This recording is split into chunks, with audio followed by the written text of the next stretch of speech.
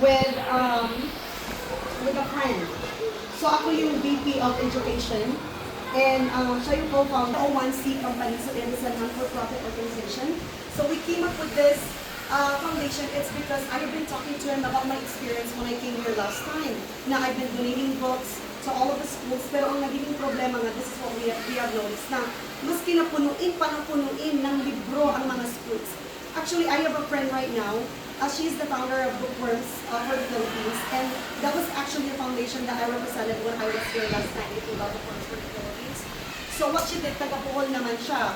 So she went back to Bohol, and she actually built libraries. Talagang nagpatayo siya ng mga libraries, and pinuno ng mga libro, yung mga libraries na yun. But the problem is, what do you think the problem is? Walang nagbabasa, di ba? So what's the point of punuin ang mga libraries ng libro kung wala namang nagpapasa. So ngayon, yung partner ko, this is what we came up with.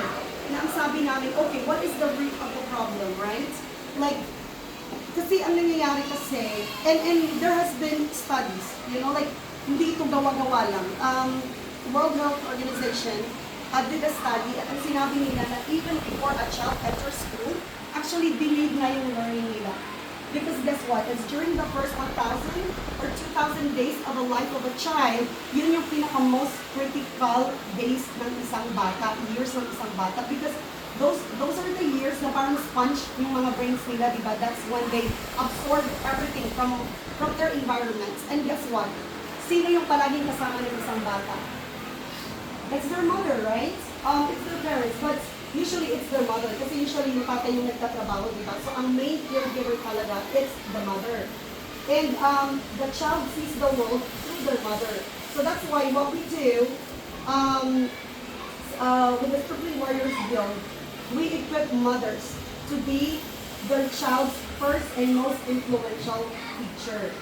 Diba? So this is such a very simple program. So first of all, I'm going to talk to you about bakit naging Stripling Warriors doon. I don't know, like stripling, this is not a very common word, I think.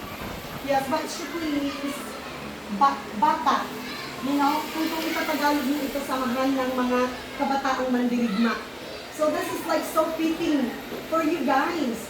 Kasi like, we really believe in the power of our youth today, na ang mga kabataan natin ngayon ay mayroong kakayahan, mayroong courage. You guys have the capability to make a change, to make a difference in the world.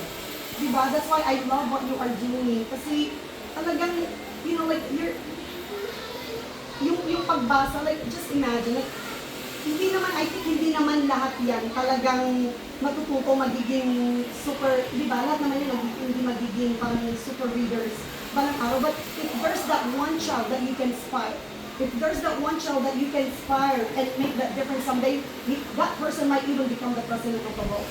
Oh my gosh, I'm telling you, yung president ng school namin na sinasabi ko, okay, I'm just going to tell you a short story. Dahil talagang very inspiring yung story niya. So, sa slums sila, nakatira sa slums. Marami silang magkakapatid. Best friend ko yung panganay nilang kapatid.